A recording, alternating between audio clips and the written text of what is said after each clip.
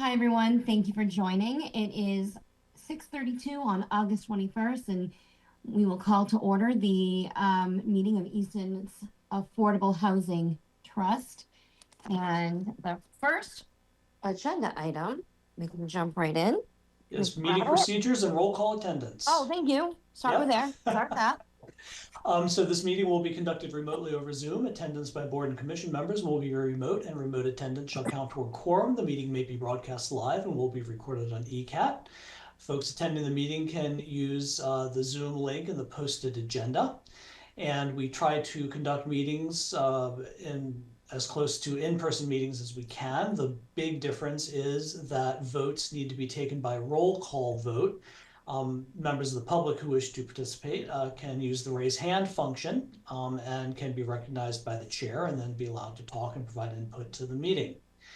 The next thing that we need to do is we have to do roll call attendance, and that usually goes faster if we call in people, and if you state your name and present, that would be helpful. So let me do that for folks. I'll just look at the screen. Dastumian. Present. Thank you. Sheedy. Sheedy present. Thank you. Hill. Hill present. Thank you. And Kelly. Present. Great. Thank you all very much. And now, Nikki, we're ready for agenda item number 2. Yes. Resale repair grant program, potential use of funds, and discussion of potential vote. Okay, so this is something I wanted to talk over with folks, get some feedback and guidance. You may remember that a few months ago, the trust adopted a resale repair grant program for the new buyers of already affordable housing that may be in need of capital repairs like roof repairs, furnace, and sustainability upgrades such as windows or heat pumps or solar panels. And the trust voted to allocate enough for 2 grants, $90,000, to a resale repair grant sub-account. So recently it has come to our attention that an affordable unit, the owner is interested to sell, but has put solar panels on the roof of the house, took out a loan to do so. They are leased by the owner, not owned. And the installation was not approved by the town or by the state, the Executive Office of Housing and Livable Communities. And the reason you have the town and or the state approve capital improvements is because the affordable unit can only be sold at an affordable price. So you will not, as the seller, recoup your investment necessarily unless it's approved, because if you add a lot of money on top of the affordable resale price, it's no longer affordable to someone buying the house. That's the same reason that loans and mortgage refinancing has to be approved as well, so that folks don't go into foreclosure, but so that it also doesn't add on to the resale price of the house, which of course is restricted by the affordability restriction. So I met with the owner today, and one of the issues is, and I've also spoken with my contact at HLC at the state, and the amount needed to pay off the loan and or buy the solar panels exceeds the resale value of the house with the outstanding mortgage originally. So the owner is trying to get a payoff from the solar company, from the entity that holds that loan. What would it cost to pay it off? So we will have that number. The state is calculating the affordable resale for a 2-bedroom house. and then we're determining how much is left on the mortgage. So a possible solution might be, would the Affordable Housing Trust entertain making a grant to pay off some amount of the solar panels, since that is an eligible expense under the grant program, up to $45,000. So that's where we are tonight. I don't know the exact amount of the payoff or the exact difference between what's owed on the mortgage and the affordable resale amount. But I wanted to start that conversation with the group. I talked it over a bit with Nikki last week, and she thinks this might be a viable path forward. The thought being, it's in no one's interest for a house to be unsellable. So, do we have thoughts on that? I don't know if Nikki has thoughts, or if other people have questions or comments, or things to think about or research further. Yeah, I just add, obviously, it's not an ideal situation, and a couple things obviously fell through some cracks to get to the situation. We don't want this to be precedent starting, of course, but I thought that this was a good use of our abilities, or new abilities especially, to maintain the unit. That was my 2 cents.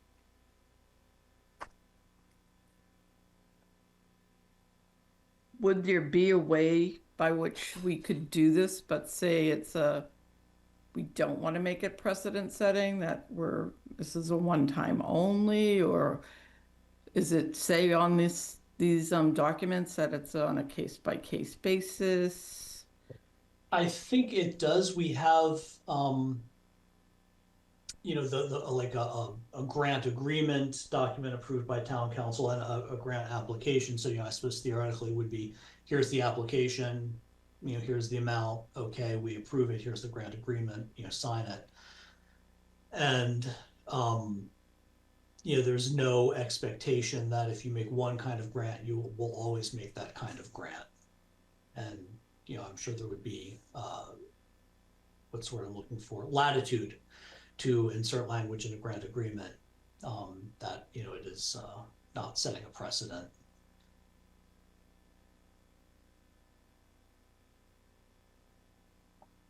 But this is not something that is supposed to have happened, correct? Correct. Yeah. So yeah, we need to think about that, I guess, in the future too. How do we further prevent these types of things from occurring? Yeah.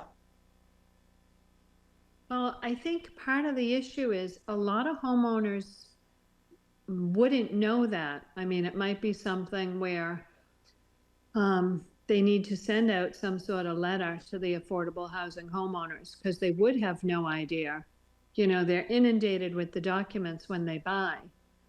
And the solar panel companies, they don't use attorneys, so there's no real title exam done. They might record a UCC, but that's it. Mm-hmm. And again, they sell the solar panels by saying, oh, it pays for itself. Yeah. But I do think, obviously, if the grant money is available, we should, whether once you get the payment amount in there or the payoff amount, I don't know how long the panels have been on, but maybe it does make sense to at least pay half of it to make it so that somebody else can buy that property. I agree. So it wasn't, purposefully done in this way. It's unfortunate. And if we feel strongly that it's not setting a precedent, that there's this application process and case by case, and the money's there, I think it should be a go ahead. Personally.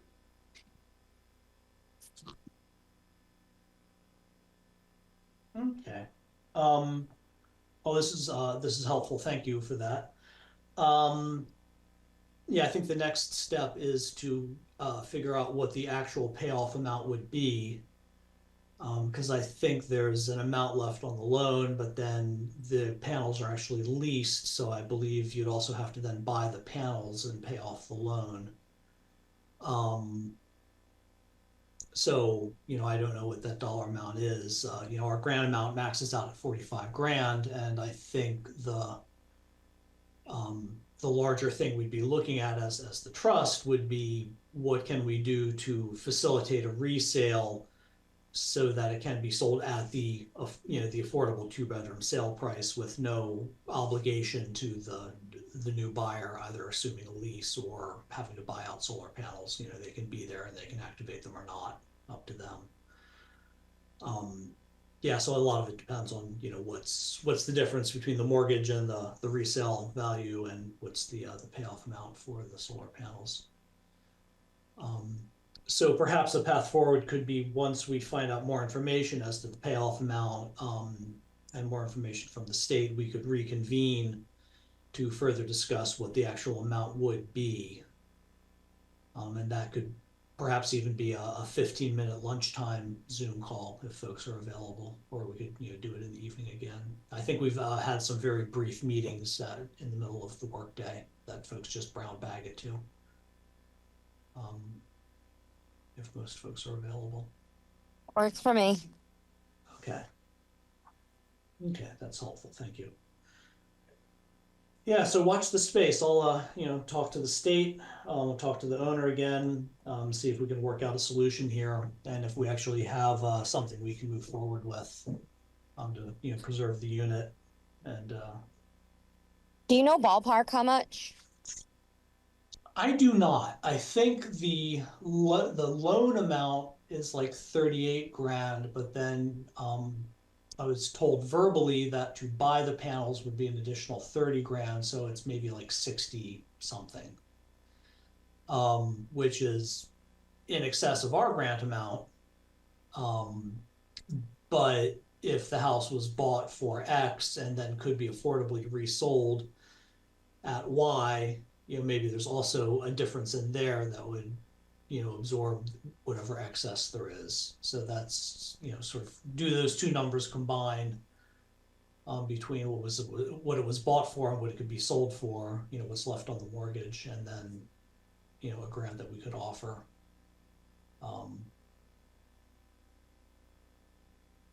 So no, I don't know. I think it might be in the mid-60s.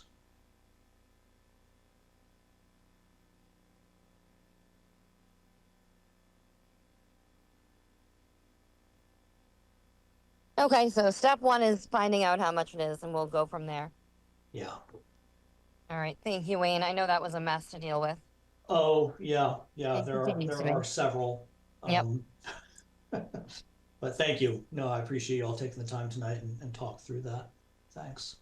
And like I said, I'll do some more research, and then I'll circle back with Nikki and then the larger group, and perhaps we'll reconvene something in the next week or two and go on to the next step as possible. Okay, so are we ready to move on to home repair grant? Potential home rule Yes. petition. Yeah. This is interesting. I didn't know we had a potential home rule petition. Did I? Or am I forgetting this? You did. I did? You did. Okay, I'm kidding. Yeah, we talked about this at a previous meeting, so folks may remember that long ago we used to have a modest grant for income qualified homeowners to make health and safety improvements to the house. The idea is basically fixed income seniors needing to replace the roof, the furnace, upgrade the bathroom to be ADA safe, this sort of thing. The Department of Revenue, and several towns had similar programs, the Department of Revenue came out with an opinion that towns could no longer do this for two reasons. First, it would violate the anti-aid amendment, where you're giving public money to a private property owner to increase the value of their private property. And then two, it also violated the CPA statute, because you can't use CPA funds for affordable housing purposes unless there's an affordability restriction on the unit.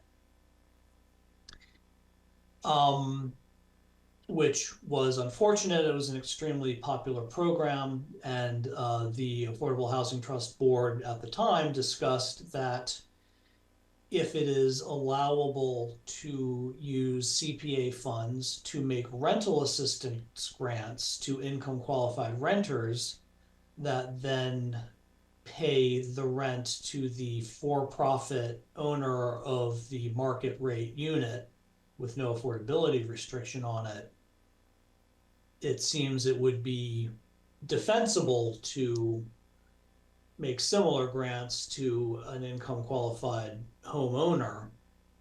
And perhaps there could be something else, such as,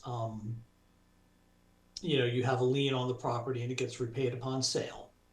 Or you have a lien on the property and it gets repaid upon, sale within 1 year. Maybe it's not perpetual. Or maybe it's just for income qualified seniors or something. But it seems like there could be some good faith reasoning that would allow the program to go forward. We talked with town council about it, and he had several thoughts. One might also include like a right of first refusal, which could be a property interest that you could secure, so so you could use it that way. But he said what we really should do is explore doing a home rule petition. And that would be, you get your documents together, you talk to, probably I think like the Senate's legal department, the state Senate legal department. There's a whole process that you do these things by. And I ran it by the town administrator and he said it seemed worth pursuing. We have a special town meeting coming up in November. Getting all this done between now and then seems like a very big and hasty lift. So we're contemplating trying to get it together for, say, next spring town meeting. So I wanted to bring folks, up to speed on the state of the discussion about the potential home rule petition to allow Affordable Housing Trust CPA funds to be used for grants to income qualified homeowners on unrestricted market rate units to do health and safety upgrades to their homes. So that's that update. I love this. Yeah, thank you. Yeah, we'll see if it gets us anywhere. But So I did know most of this. I just didn't realize the home rule petition part of this. Oh yeah, I'm yeah. excited. Yeah, we had thought of different scenarios, and town council's like, really, if you really want to do it, it should be a home rule petition. So, we'll see if it gets anywhere. Yeah, it could be. It could take years. Off. Yeah, it could take a while. Yeah, which is why we want to have like several months of a layup, and possibly the legal folks on Beacon Hill may say, yeah, no, you just can't do it, which. Okay, but we want to allow time for that process and these conversations and reviews to unfold. Yep, I like it. Yeah, and if we can get it done, perhaps we'll be the first of several. So we might not need to. Maybe they'll pass a general law. That would be nice. Yeah. Yeah. So that's that. Great. Okay. So next up is to review and vote to accept the June 11th, 2025 meeting minutes. Has everyone had a chance to review those? Okay. I'll make a motion to accept them. I second that. Thank you, Sam. Mm-hmm. And then we'll do a roll call. Wayne, can you run that roll call for us? I would love to. Great. Dastumian? Yes. How do we do this before? I try to get the same order. Sheedy. Sheedy, yes. Thank you. Hill. Yes. And Kelly. Yes. Perfect. Thank you. So next meeting, should we schedule one for a month out with the knowledge that we may have to do a quick reconvening in the interim, or do you want to try to schedule something for a sooner meeting? Let's see how far I get Okay. before we do a sooner meeting. Excuse me, because, I've got some vacation coming up and, will we actually get the information we need? But yeah, but we could certainly, anchor something a month out. Yeah, there's no huge rush on this, right? So. Yeah, I mean, obviously, I'd like to be responsive to the potential seller and try to work things out sooner rather than later. But also at the same time, we are working diligently trying to solve a problem that we ourselves did not create. So, Importantly. yes, I want to be expeditious and responsive. Okay. So. Go ahead. I'm just looking at the calendar. Should we try for our Thursdays? We must have ended up on Thursdays. The 18th or the 25th of September. Yeah, do Thursdays work for folks? They seem to. Well, they work for at least 4 people. Yep. I say we go with it. All right. Yeah, either date is fine for me. The 18th or the 25th. Let's go with the 8th. Hold on. We also have the CPC, which is the 11th, Thursday, September 11th. So that's fine. So Actually, Wayne, I have September 10th already on the calendar for the next meeting. Yeah, I was just seeing that. Now I remember we changed the meeting from Wednesday to Thursday this last time. Right. So we could, what would that be? 1, 2, it'd be like 2.5 weeks. We could just stick with September 10th. Yep, go with that, and then it'll be before CPC, and maybe we'll have some answers on the resale. Yeah, and it may end up being that's the meeting we actually talk about the resale repair. Okay, well that works for me. I am not available on the 10th. Okay.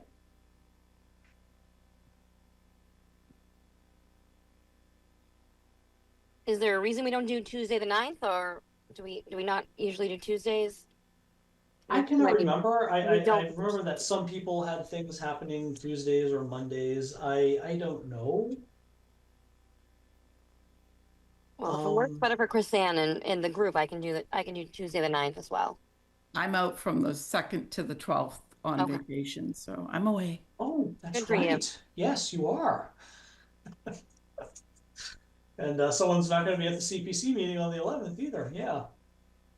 That's true. Yes, Dennis will not be there. Yeah. I'm good with the 10th, and we probably will have other people since we typically had been doing Wednesdays, and we did establish, I think at one point we said like the second Wednesday of every month. So in theory, maybe it's a good thing to just keep it. Yeah. It's already on the calendar. And we can always cancel it if we have nothing to talk about or if we need to do something else. But all right. Sounds good. Alrighty. And here's somebody, there's a phone calling in, and this may be Betsy, trying from a different, hello, person on the cell phone. Hey, it's Betsy. Sorry, I don't know how I lost the other, but here I am. No worries. Thank you for coming back. We just all agreed that we're going to stick with the next meeting on Wednesday, September 10th. Perfect. And then there may be a meeting before that if we get more information on the potential resale repair grant situation. Sounds great. Excellent. Thank you. Okay, and that's going to be what, 9-10 meeting? Are we done? That's all I have. Awesome. Motion to adjourn? I second that. Alrighty. Great. Dustin, yes. Have a good night, everybody. Wait, I think we need a roll call. We need a roll call. Sorry, Dustumian. Yes. Yes. Yep. Kelly. Yes. Thank you. We got Sheedy. Yep. Yes. Sheedy, yes. Thank you. Okay, thank you. Everybody has said yes. We are adjourned at 6:57. Thank you for your patience, folks. Have a great night. Fabulous. Thank Have a you. good night. Thank you. All right. Bye. Bye, everybody. Be well.